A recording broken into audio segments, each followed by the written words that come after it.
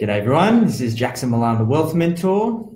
Sam Panetta, CEO and co-founder of Aureus Financial. And we're here for our weekly live Q&A for Ask Aureus Anything. So we'll give you guys a few seconds to jump on. As you can see, we had a little bit of a change of scenery. We found we've got a little bit of better lighting over this side of the office. So as a bit of an agenda, we've got some really good questions lined up. We had a couple of questions come through off the back of the last Q&A. So we'll be spending a bit of time going through that, making sure that we answer those questions. A few announcements. As you probably all know, we've put it out there that I've done a soft launch on my first book, Enjoy the Journey. That was a bit of a journey in itself, but we're there at the destination, or nearly there. So soft launch, we're hoping to get some feedback, get people's views on the ebook, the content, the supporting online portal that we've created. So please jump onto Amazon.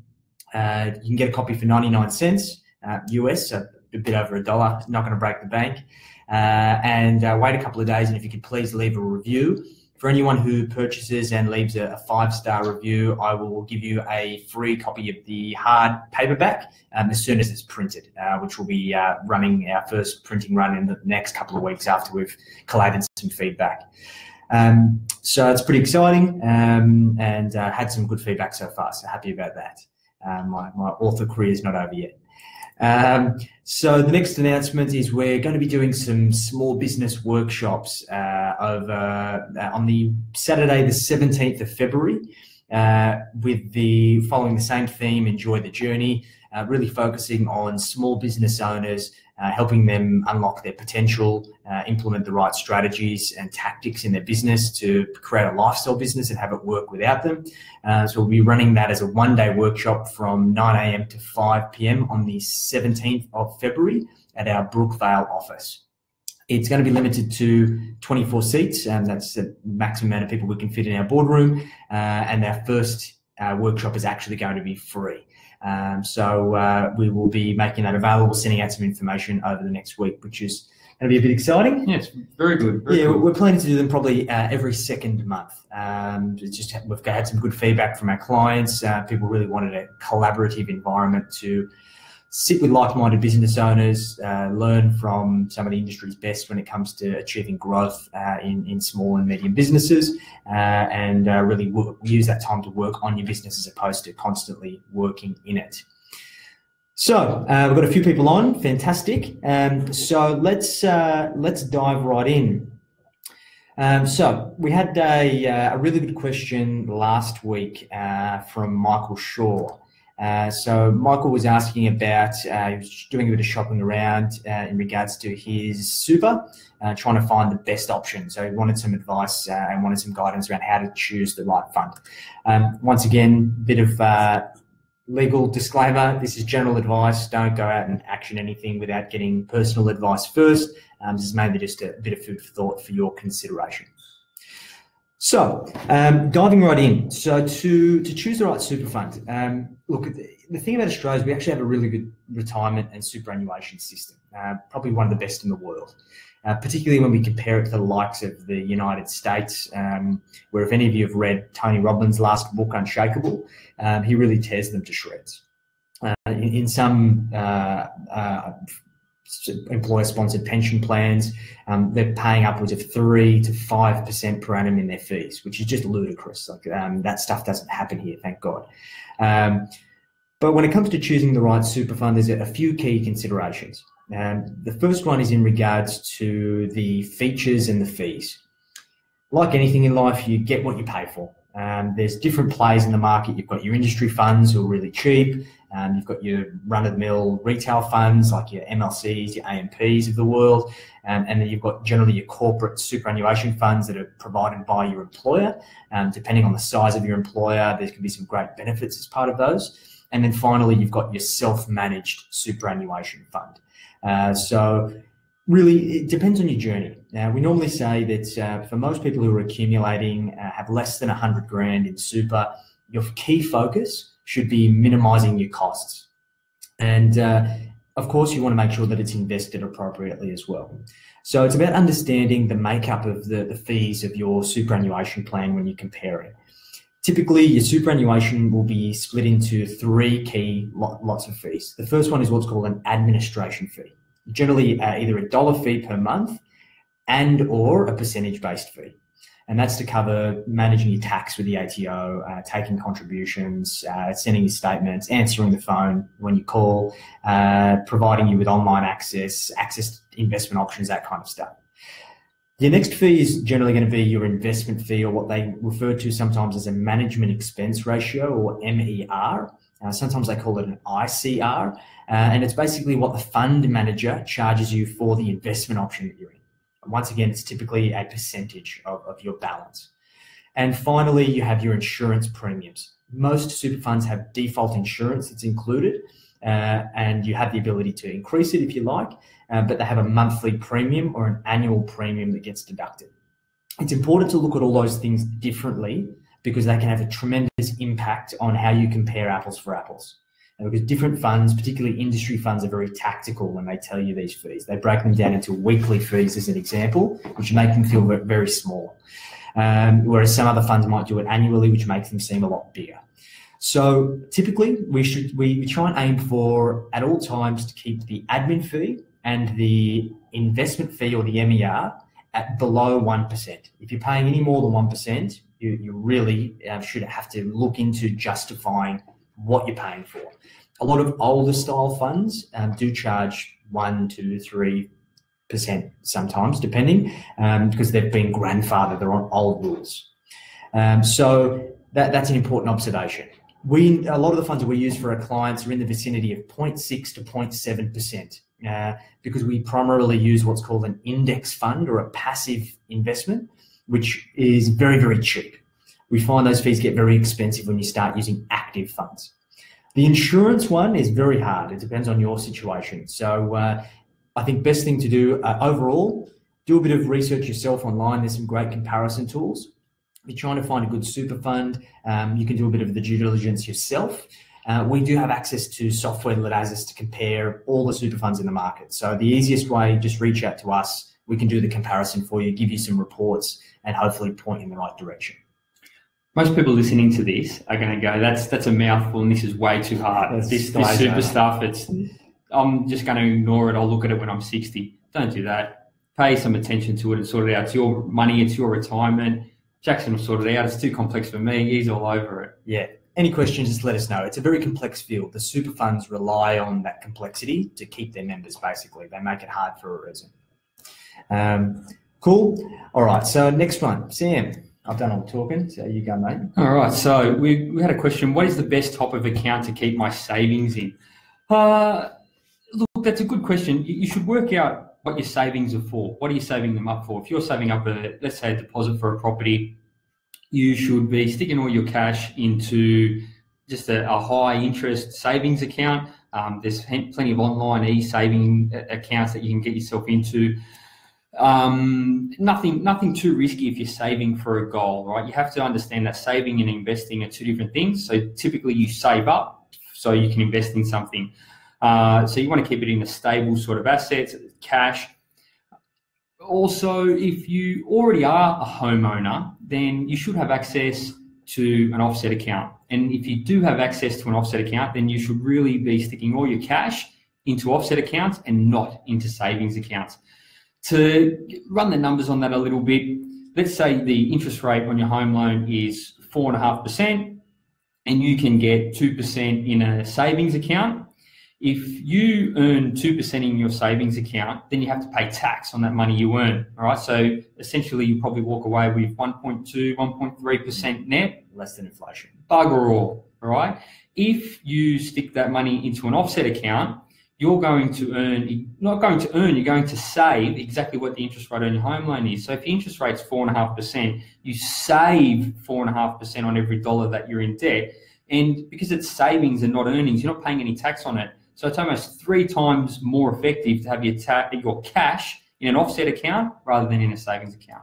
Yeah, once again, it's kind of a complex scenario to get your head around, given there's a lot of numbers. I've done some really good examples in my book that actually show the pre and post-tax considerations when it comes to either investing money or putting money in offset against your home.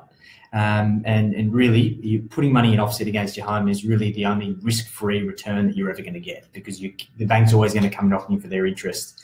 Whereas if you're investing in shares or even in a term deposit, you're not guaranteed to get a particular return. Those returns do fluctuate. Cool.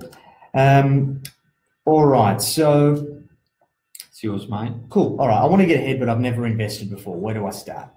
Fantastic. All right, so look, we get this a lot, and these days, and I'm going to use this a lot. I've used this saying last time when we had this Q&A, is that people overestimate what they can do in a year and underestimate what they can do in 10. Compounding is a powerful beast, and it's really the key to wealth creation.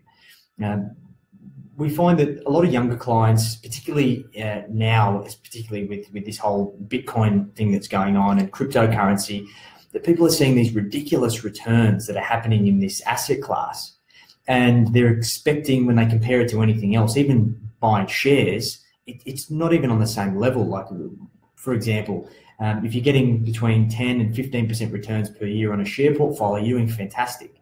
We normally try, for our illustration purposes and projections, we normally say between 7 and 8% is a good return that you can consistently get year on year over at, say, a 10 or 15 year rolling period. So the key is that you need to let compounding work its magic. And the idea is getting money into the market. I'm a big advocate of automating your wealth creation. So if you go through the exercise of understanding your cash flow, defining some surplus, and let's say, for argument's sake, you've got $500 a month or $1,000 a month. Commit to yourself that you're going to save that each and every single month as soon as your pay comes in. If you get paid fortnightly, break it down fortnightly. Weekly, break it down weekly. And the idea is that principle of paying yourself first. So get that $500, $1,000, whatever it is, and find somewhere that's completely out of sight to put it. Whether that be setting up an investment account, you can set it up very easily. There's providers like Acorns as an example, which is a micro investing app, which I've used for myself personally. You can contact us and set up an investment platform where you can automate a direct debit to go into an investment portfolio with as little as starting with $1,000. So there's some really easy ways for you to do it. The key is find an investment that is going to give you good diversification and is low cost. Once again, similar to the whole super exercise, and get it out of sight. You don't want to have that temptation of having it in another savings account that's linked to your transaction account, because the temptation is always going to be there to spend it. We will always live to the means we have available. Take it off the table, invest it somewhere in a diversified index fund or something along those lines, and just continue to contribute and continue to increase those contributions if you can. An exercise we do for a lot of our clients is, let's say we start with $500 a month. In a couple of months' time, we increase it to $750. In a couple of months' time, we increase it to $1,000. And these little incremental increases are just going to increase the effect of compounding. So that would be my advice to get started. As we all know, cash is not doing any favors for us at the moment. Of course, we want to keep an emergency fund, but anything above your emergency fund, you need to get it invested to continue to start building that nest egg for you. And that's not the sexy answer you're going to hear from most finance gurus. They're going to teach you all these really advanced strategies, really complex strategies. It doesn't need to be complex. It doesn't need to be advanced. You need to get money. You need to invest money. Do that over long periods of time. Allow compounding to work, and that's how you grow wealth. Yeah, the thing that I really liked about Tony Robbins' last book, Unshakable, and although there's a bit of BS in it because he's trying to sell an advisor that he's affiliated with, but I'm lucky they're in the States, so they can't swindle you. He did some really good examples of the impact and the benefits of compounding. And he kind of illustrated what just a very small contribution over a very long period of time, say 25, 30 years, and what that turns out to, and you'd be extremely surprised. It's a big snowball. The longer you can let it snowball, the better the outcome is going to be. So yeah, if you haven't read that book already, I advocate it. Buy my book first, of course. Next week, we're going to cover what compounding is. That's going to be a good question. I think everyone here is going, what's compounding? We'll get there. We'll get there. Fantastic. All right, so this one's for you, mate. All right, so property question. So they've said, I don't want to pay rent anymore. How can I get into the property market? All right, so this is a personal ambition for most Australians. They want to own their own home. They don't want to rent. They want to have their own house. So there's essentially two ways I can think of straight away off the top of my head. So you can either save up enough cash to put a deposit on your first home. That's when you're paying rent and trying to do that at the same time. That's actually pretty tough, right? We have seen a number of clients do it, but we're not going to pretend it's a real easy way of doing it.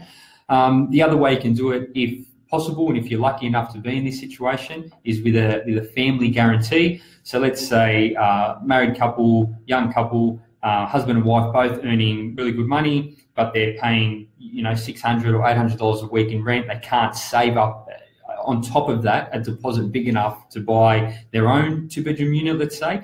So what you can do, you've got heaps of income. The banks can see that you've got a lot of income, but you've got no equity, right? So you've got no cash, you've got no deposit. Maybe you've saved up 10 grand or 20 grand or not enough to get your deposit into the property market. If you have a family member that owns a property, then assuming that there's enough equity in that property, you can get them to guarantor your loan, and you can go out and buy a property before you save the deposit, essentially borrowing the deposit against let's say your mum and dad's house, and that gets you off the rental market, it gets you into your own property, and then you can start using that money that you were paying in rent to start paying towards your mortgage. Pay the family guarantee off first, and then release your parents' place, and you're home free. Yeah, and we get this question a lot, and I think that there's a couple of objections that come up, and ultimately, I guess your parents or your family member wants to make sure that what they've created for themselves is safe and secure, that they're not putting themselves too far on the line to all go pear-shaped and for everyone to lose everything. And it's important to understand that your guarantee is only on the line for the deposit amount plus the stamp duty. So generally in the vicinity of about 24% of the value of the property that you're buying. So what we try to do for our clients is to do some cash flow analysis and help them put together a strategy. So it not only gives them a roadmap for how they can get rid of that guarantee, but also show that to their family members to say, okay, mum and dad or whoever it is, this is our plan to get you off the hook. And because you've gone to the effort of having that plan, it gives them some peace of mind to know, okay, well, I might only be on the hook for 5-6 years. And if everything did go pear-shaped, every single year that we continue along, if the property is a good quality property and continues to increase in value, their risk actually continues to decrease as well. So it's important just we have a plan. Planning is important for every key decision. This is no exception. So if this is something that you want to entertain, feel free to get in touch with us and we can walk you through the process and help you do a bit of the maths on it. And it might sound complex, but once you get your head around it, it's actually really easy to understand. Yeah, I'll draw one of my famous diagrams and it all makes sense. All right, so I'm in a long-term relationship with my partner. What is the best way for us to manage money as a couple? Okay, this is a good one. In the introduction to my book, I covered this immediately because this is something that I'm very passionate about. Money is taboo and most people don't talk about it. And I think that it's reflective of everyone's interactions with money and finance and wealth. You're not supposed to talk to people about your money. You're supposed to keep your financial worries to yourself. All of these things that we've just been conditioned to feel a particular way about money. And this flows through to relationships. And it's no surprise that majority of divorces and relationship breakdowns occur off the back of financial pressure and stress. So it goes to show that people are probably approaching this incorrectly when it comes to alleviating some of those pressures. And we believe that with the right structure in terms of your wealth and your finances being managed as a couple, not only can you remove a lot of those problems, but you can also expedite the process for you to work together to achieve your financial goals jointly. So the first thing is about joint banking. Most of you are probably going to roll your eyes, but if you've got the right banking structure, you've set things up correctly and you've got the right structure in place to have the right segmentations of where money is coming and going from, it will make life a lot easier for you, and there will be a lot less fights, trust me. We've done this for hundreds, if not thousands of clients, and we've been able to help them consolidate their banking, get extremely clear on what they work on together, how much money they have as individuals so they can maintain their independence, and also create a very objective way for them to discuss how they're working together towards their goals, whether it be saving for a deposit on their home, saving for the next holiday, even just having enough money in the bank for when the car registration comes due. You'd be surprised how many people just don't plan for these things. So we've got a structure that we follow. At a very high level, it consists of 3 sections. The first one is what we call the hub account. This is what pays for all your fixed expenses, groceries, your rent, your mortgage repayments, anything that's a necessity of life. We want to make sure there's at least 10 grand in this account at all times as our float. This is kind of your personal credit card, so you'll never have to use a credit card again, really. The idea here is we pay for our fixed expenses there, so we have a line of segmentation. The next line of segmentation is about your discretional spending. You each have a spending account where you receive an allowance on a weekly basis that you both agree upon, whether it's $100, $200, $300, whatever the number is, it doesn't matter. It's about setting it up automatically to be transferred into this account, and you have its own debit card to spend from. Each, you've got your own card, and this is all you've got. We know that human nature, things come up, we overspend, but it's about overspending on your terms. So let's say you give yourself $200. It comes in on a Friday. You have a big weekend out with the boys. You get through to Wednesday. You can't afford your lunch. So you decide when you're at the checkout whether or not you need to transfer yourself a little bit more money or go hungry. You're probably going to transfer a little bit of extra money, but you're doing it on your own terms. You're the one that's deciding, as opposed to just tapping and going and moving on with your life. The third layer is around saving for things in advance, things like your bills, your holidays, anything that's going to sneak up on you. Break it down to a monthly average and transfer that into its own account. What that will do is allow you to get in front of the 8 ball as opposed to behind it. It'll allow you to say, okay, if I want to spend 10 grand on a holiday, once that account gets to 10 grand, I can go book the trip, as opposed to putting it on the credit card and then spending the next 6 months trying to pay it off. So with all that, everything's accounted for. And I also advocate using a piece of software called My Prosperity we use for all of our clients that gives you transparency over what you're spending and allows you to have conversations, whether it's once a month, whatever. In my book, I talk about having what I refer to as a financial freedom night. Have it with your partner every single month. Order in some nice food, make it a positive experience. And we've created a checklist as part of our book that'll give you a framework to talk to your accountability partner, whether it be your significant other, a family member, a friend, to be able to talk about what you've done well, what you need to improve, and it will alleviate all of that financial pressure. So there's some very simple steps that you can follow. A lot of that documented in the book. So. Yeah, I think most couples only talk about money when it's something negative. Yeah. Do you know what I mean? And that's not very healthy, and it's not going to achieve any goals doing it that way either. So I think you need to flip it on its head a little bit and start using money as something that you use to achieve your goals, rather than something that you open a bill and you have an argument with your partner about. Yeah, having the right structure will solve a lot of those things. All right. All right, I've heard this a few times. All right, so they've asked, if I don't need a credit card, is it worth getting one for a good credit score? So this is something that I'm assuming one day these people want to go out and they want to buy their own home, or they want to buy investment property and they need a loan, and either their parents or someone in their life has told them that they need to have a good credit score to go out and essentially get the loan. This is true to some certain extent. So your credit score is based on a lot of things. It's based on the length of your jobs, the length of how long you stay in one home for. It's based on the repayments of all your existing debts or any facilities you have, your water, your phone bill, your gas, all that sort of stuff. Whether or not you take out a credit card to improve your credit rating, I wouldn't suggest you do something like that. I don't think it's necessary. If you have no need for a credit card, don't go and get one just so you can improve your credit score. If you're good with your money and you're not missing bills and you're not defaulting on debts and things like that, then your credit score is going to be pretty good anyway. So you don't need to take out unnecessary debts to improve it. But when you actually go and get a loan, it looks like you've taken all these debts and you've done really good with them. Short answer, no, do not take out a credit card if you don't need one. Just improve your credit score. Yeah. Good answer. That's an easy one. Cool.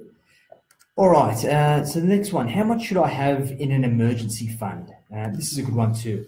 I'm a big advocate of having an emergency fund. I think there was a study that was done. I can't remember what the numbers were, but it was quite an alarming number of people who don't have an emergency fund to be able to last them more than 30 days. And we need to consider what we utilise an emergency fund for. And generally, it's for things that we want to self-insure, so we can't get an insurance policy for it. So, for example, if you can pay a couple of $100 a month to insure your car comprehensively, you're not going to be too concerned about having an emergency fund to cover if you run up the back of a Ferrari, right? You would have enough to make sure you can pay for your excess, as an example. You might insure for things like your hot water system blowing up. Or one that's very common is for our expat clients who have family overseas, particularly older family, having enough for an emergency trip overseas if something was to go wrong. So more often than not, we find that most of our clients need in the vicinity of about $10,000 to $20,000 as an emergency fund. And we normally have it in their hub account that they utilise to pay for all their fixed expenses because it becomes their kind of new zero. And essentially they use it as a measure of whether they have surplus or whether they've overspent for the month. Additionally, we try and have that account as an offset. So the money's working for you, well, as we spoke about earlier, that it's offsetting your loan at the same time. Now, this is really what your magic number is. The question should be, what do you need to have available in cash at all times to make you feel safe and secure in the event of the unforeseen? If that number's 50,000, then so be it. If that number's 100,000, then so be it. It's just about making sure that it's really that immediate emergency that we're trying to self-insure for. And it's also about saying, well, okay, is it actually working for you just having 100 grand sitting there in cash earning 2%? I would probably say not a great idea. There are some other kind of things that we can get access to within a couple of days that are going to give us a bit more bang for buck than having it sit in a normal savings account at the bank. So it's about having layers. We refer to it as a bucket strategy. We have a short-term bucket, a medium-term bucket, and a long-term bucket. So it's about understanding how much we need to have in each of those buckets depending on any eventuality.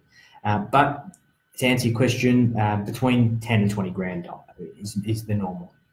I don't think that number needs to be static. So I don't think you need to decide on that number and it stays that way for the rest of your life. I've found that as when people are starting on their wealth journey and things are a lot simpler, that number's a lot smaller. You know what I mean? Imagine someone who's single, no dependents, they're paying rent or something like that.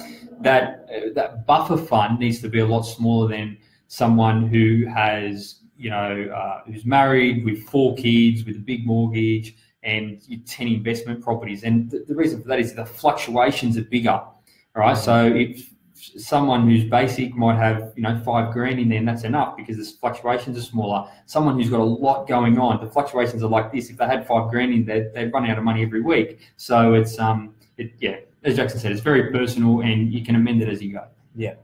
I would say do a budget and understand your costs versus your income, and then say, okay, well, if my income stopped for whatever reason or something was to happen, let's say, for example, you're without a tenant for 3 months in an investment property, what would that mean for your cash flow? So that could help you give you a good indication as well.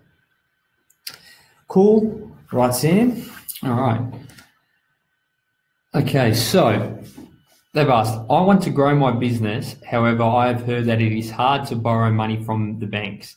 Is it hard to borrow money? What should I do? Yeah, okay. So it's a very good question. And it's a question I get a lot. Business banking and borrowing for business purposes is a completely different beast from residential banking and borrowing home loans to buy your home or to buy residential investment property.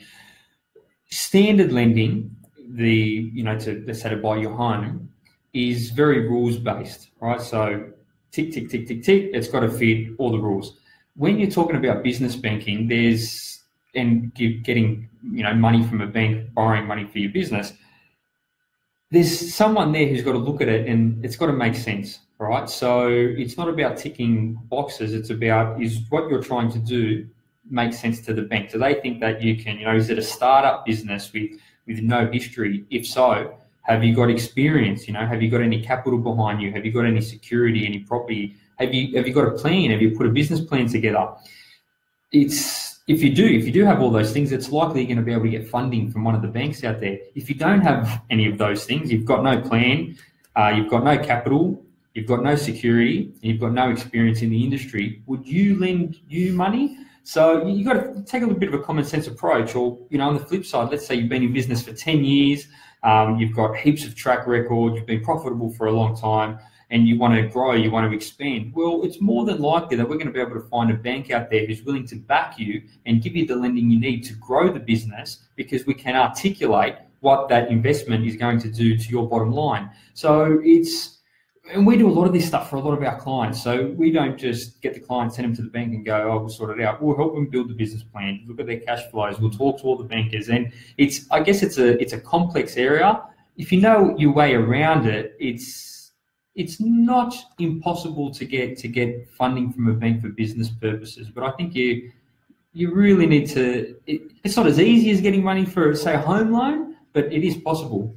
It is possible. I think it's all about being prepared. You have to know what you're doing and be able to articulate it to the bank. Yeah, if you're going into business, or if you are in business, you should be prepared anyway. That's a prerequisite of being in business. Correct. Do you know what I mean? All you guys that are live, if you've got any questions, feel free to chuck them in the chat. Otherwise, we'll keep going through the ones that we've been asked already. So yeah, just chuck them up there if you've got anything that's top of mind. No such thing as a silly question. So hit us with it. Next one we had here was, I've saved up some money and I want to invest it. Should I invest in the stock market? Okay, this is a good one. Links kind of back to my last question. I'm not a big believer in stock picking, and it's something that I've never done and I never will do, mainly due to the fact that I've always believed that I shouldn't have an ego to believe that I can pick stocks better than somebody who's doing it professionally every single day.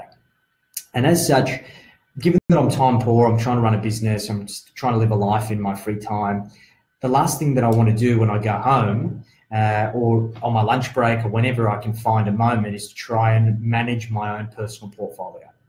So I'm a big believer in index-based or passive investing. And I spoke about it in my book as well, of my own personal investment strategy, which is being built obviously off my business, off property, and off index-based investing. And I implemented an approach called a core satellite approach, where at the core of my portfolio is essentially my business and my property investments. And then I create satellites around my core portfolio, utilizing index funds that add certain characteristics to my portfolio. So what I chose was a provider called Vanguard, who is a passive fund manager, the largest index fund manager in the world. They have what's called pre-mixed portfolios that they manage, and extremely cheap. They charge like 0.29% per annum for any money that you've got invested. And essentially, they give you diversification across the entire world with thousands of underlying investments across Australian shares, international shares, listed property, bonds, fixed income, cash, even emerging markets, all of that in one fund. And when they've actually compared the historical performance, it's outperformed. I think it's been in the top 4 or 5 funds across all funds in the world.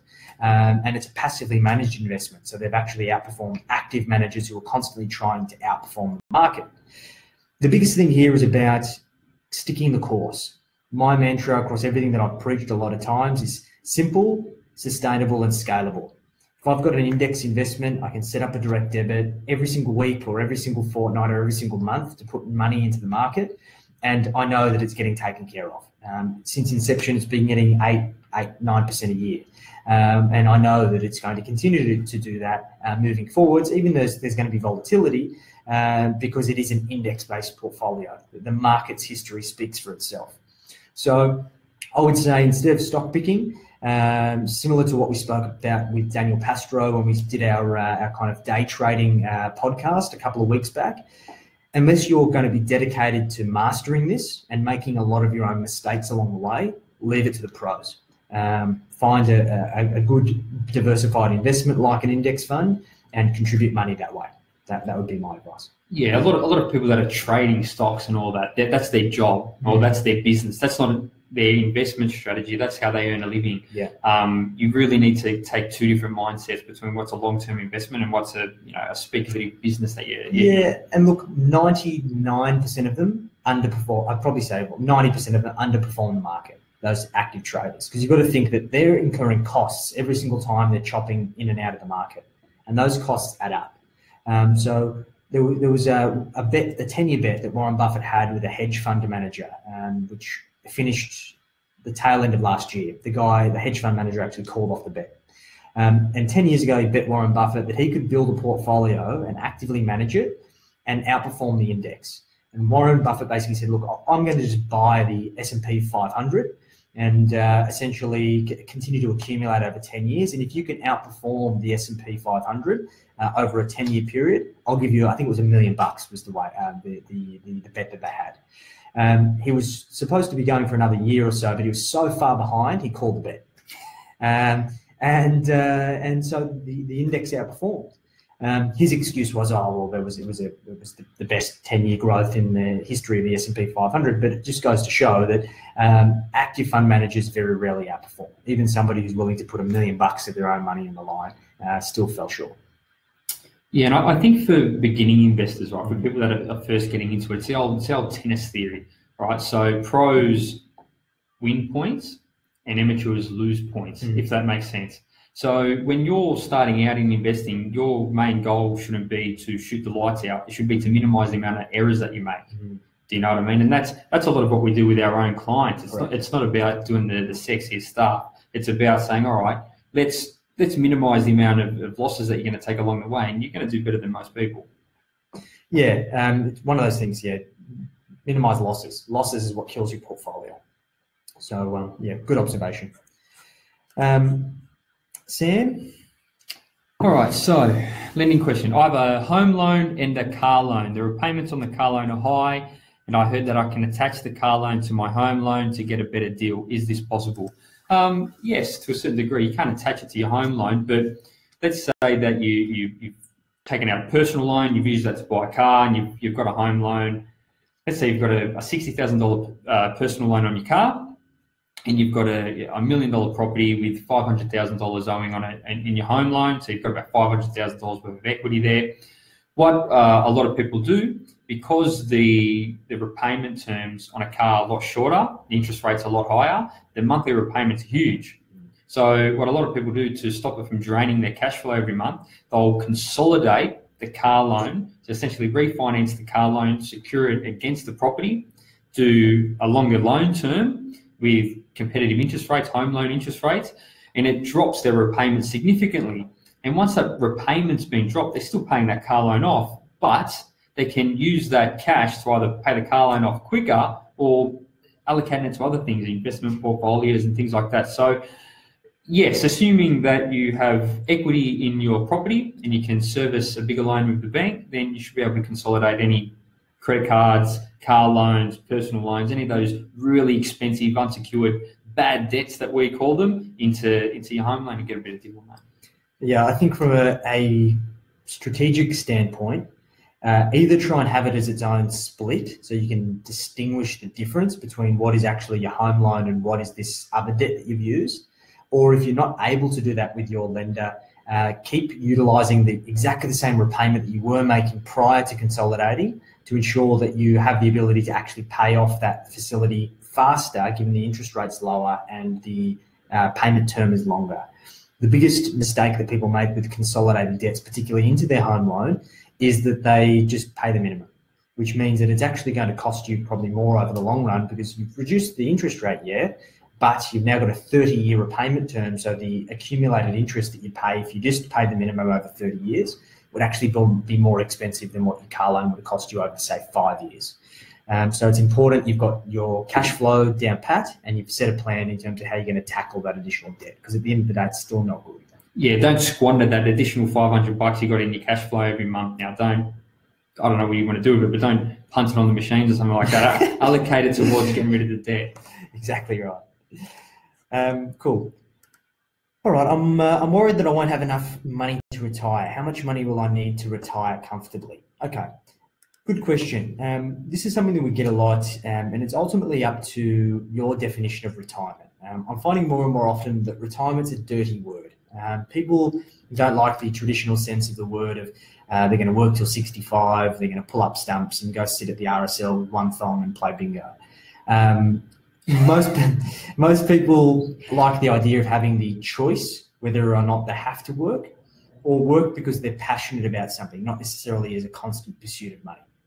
But with that aside, a comfortable lifestyle in retirement is normally deemed as saying, okay, your kids are flying the coop, you own your own home, and the home is completely paid off. So in today's dollars, most couples would need about $75,000 per annum, or about $1,500 a week, assuming that those two things had been achieved. Kids are flying the coop and home is paid off and they own it in full, to be able to live a comfortable lifestyle. How we get that is it's about $1,000 a week for your day-to-day necessities and kind of living expenses, going out to a nice dinner, that kind of stuff, and about 20 grand a year for holidays and other kind of value-adding expenditure. So that takes us to about 75.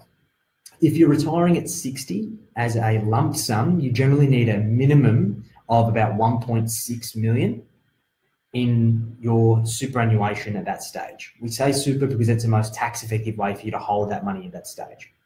And if you're retiring at 65, then it's about 1.3 or thereabouts combined for you and your partner. Now, we've got to be mindful if you are working part-time, then the need for that amount of money is going to be less. And there are some other ways that you can get money into super later on. But that kind of gives you some round numbers. Ultimately, what I prefer you to do is do a budget today of what you spend today. What's your ideal lifestyle look like today? Then once you've got that as a template, save another version and then delete all the stuff that you believe is not going to be there when you decide that you're going to choose to stop working. And then add in, given that you've got this abundance of additional time, assuming that you're never going to do work another day, how are you going to spend it? What are you going to do? And what is that going to cost? And that should give you a bottom line expense figure in today's dollars. And then it's a matter of us working out, plus inflation in 10, 20, 30 years' time, however long it's going to take to get there, how much you're actually going to need per year. And we can help you do some maths on that. We have once again, some calculators that can do all the heavy crunching of the numbers for you. So once you get that far, come to us, ask us, and we can do a kind of scenario for you and kind of let you know if your super's on track. I reckon most people look at that, they look at the $1 million mark, 1.3, 1.7, and they look at that and they go, that's way too much money, right? I'm never going to be able to have that much money. Yeah. But you have time on your side when you're preparing for retirement. That's the whole point of investing as soon as you can, Correct. Accumulating and letting compounding do the work. And it's not, you do the maths on it, it's not that difficult if you understand it. No, the good thing is that particularly for our generation, we've had legislated employer contributions for our entire working lives. So that 9.5% going into your super fund every single year is pretty substantial. The first thing is if you're a business owner and you're not paying yourself super, you're going to make it more difficult for you later on down the track. The longer you leave it, the harder it is. And it's to do with anything. Compounding is where the magic is. So if you can let compounding work its magic over a long period of time or a longer period of time, it's going to get to a point where it's actually going to take care of itself. So it's important that that you take the time to understand the numbers now, and we can do some scenarios for you to say, okay, if you started today, it might only cost you an extra $100 that you got to contribute a week towards the goal to get there. But if you started at 50, it might be a substantial amount more. So once again, it's important to know these numbers, understand what you need as part of your bucket strategy. This would form your long-term bucket, and know what the dollar figure that needs to be in there to give you certainty that you're going to be able to live the lifestyle that you want when you decide that you want to stick it to the man and sit at the RSL with hopefully 2 thumbs on, not just one. All right. Excellent. Next one. All right. So the news says that the property market is going to slow down. Should I still invest in property? All right. So first of all, the news has no idea what it's doing. Never has, never will. That's why they're news anchors and they're fake not news. Yeah, fake news. That's why they're not investors.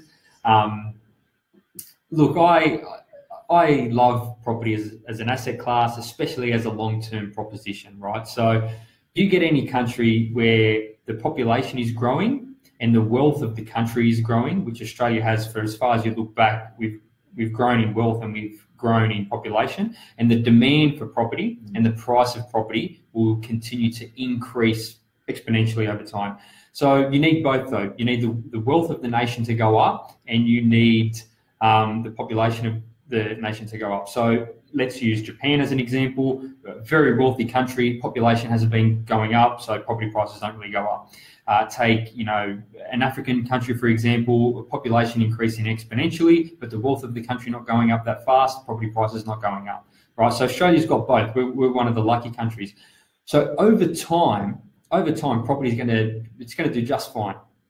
If property slows down this year and it slows down next year or whatever might happen, is it still a bad time to buy property? Not really. Not if you're planning on holding it for 5, 10, 20, 30 years. It's probably a better time to buy property because the market's not as competitive. You don't have 10 or 20, 30 other couples competing for the same property at the open homes. So I take a sort of a mantra with property. You should probably accumulate as much of it as you can. Don't try to time it. You're not a trader. You're not trading wheat futures or something like that. You're taking a really hefty asset and you're holding it for the very long term. I think more important than what the market does is what your household cash flow is like and how much you can save. If your household cash flow is good, then the market will do fine over time. So I think the key to property in Australia particularly is the leverage. That even if property does 4% growth, it's 4% on the overall asset, but you might have only put a 10% contribution or a 20% contribution. So it has a magnification effect as a return on investment on this small amount that you contributed. I did a substantial part of my book around property and using leverage to build wealth. And it's very contrary to actually the best-selling book last year, the Barefoot Investor's book, Scott Pape. I actually called him out on this because he's not an advocate for investment property. He believes you should only own your home, which I call BS. I think that the substantial amount of wealth that's been created in Australia has come off the back of residential property. And Sam's right. It's about, you don't have to time the market. You're never going to get the market right if you're trying to time it. If you continue to accumulate and you get that 4% growth on the property on average year on year over 15 years, you're going to be fine. 4% growth on $1 million asset is substantial. And the idea is that it's a really good forced savings mechanism because it's so hard to buy a property and it's so hard to dispose of a property that most people accumulate because of all of those factors. Unlike shares, you can transact on shares every 15 minutes for $20 brokerage. It's very easy, and the liquidity in a lot of cases works against the psychology of investing in the first place. So property investing supports the psychology of accumulation. Continue to accumulate. Don't try and speculate. Don't listen to the news. By the time the news gets onto it, it's normally too late anyway. Just stick the course. The best way to go. Look, I have a really good example that I always teach my close family and my close friends. So let's say that your grandfather, let's say he immigrated over to Australia when he was 20 years old or something like that, and he bought one property every 10 years, right? And he stuffed it up each time, right? He bought somewhere in a capital city in Sydney, right? He bought a crap property, right? He bought it on the main road and he paid too much for it and it was at the wrong time of the cycle. But he bought one every 10 years for the past 50 years, right? So let's say he bought one in 1960, one in 1970, one in the 80s, in the 90s, and one in the 2000s, okay? But he stuffed it up every time, done a horrible job of it. How wealthy do you think he still is today? Because he hasn't timed the market. He's done a bad job of timing the market. He's a baller, isn't he? He's a baller. He's got 5 properties. They're probably all valued at over $1 million today, and he's done just fine out of it. So you don't need to be that smart with the property, trying to time it here, buy it here, sell it there. It's not the case. The important thing is quality. Where a lot of people have done their ass, for lack of a better term, is buying speculative property from spruikers that have been selling interstate or rural or kind of out in the bush properties in speculative areas like far north Queensland and these kind of boom towns that don't have a supporting diverse economy around them. It's really these types of areas where people do a lot of damage to their wealth. So don't get caught up in the bright lights of what these spruikers are selling to you. I think we spoke about this last time. Think about who your advisor is getting paid by. Are you paying them, or are they getting paid from another third party? And generally, whoever's paying their bills is the one that they're working for. So it's important to get objective advice when it comes to selecting the right property. But if you're buying good quality property that has the right macro factors to support that, then you're going to do all right. All right.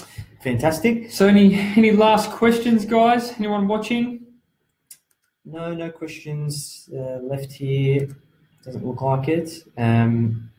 Cool. All right. Well, just as a bit of a wrap up, we'd love to get your feedback around whether this is the right time. We've seen, obviously, this is our second Ask Aureus Anything. We've tried to do it around people's lunch breaks so they have the opportunity to chime in. If you prefer us do it after work hours, more than happy to move it if that means that more people are going to get involved. Further to that, Sal's posted a link, thank you, Sal, for my book on Amazon. So feel free to purchase that on Amazon for 99 cents. As I said, if you give us a 5-star review, we'll send you a paperback as soon as they're printed as a bit of a thank you. And we're running our small business Enjoy the Journey workshop series kicking off from the 17th of February, which is a Saturday, running from 9 till 5 at our Brookvale office on the Northern Beaches. And that will be our first small business workshop, which we'll be doing for free. For the first one, just to give people a bit of a taster, add some value back to the community. So if you're interested, we'll be posting up some information around that shortly. Anything else, Sam? That's it, mate. That's pretty good. Well, good wrap up. Another Ask Aureus Anything. Any other questions, feel free to post in the chat, flick us an email, post on the page, and hopefully this was valuable. So we'll catch you next week. Thank you. Catch you later.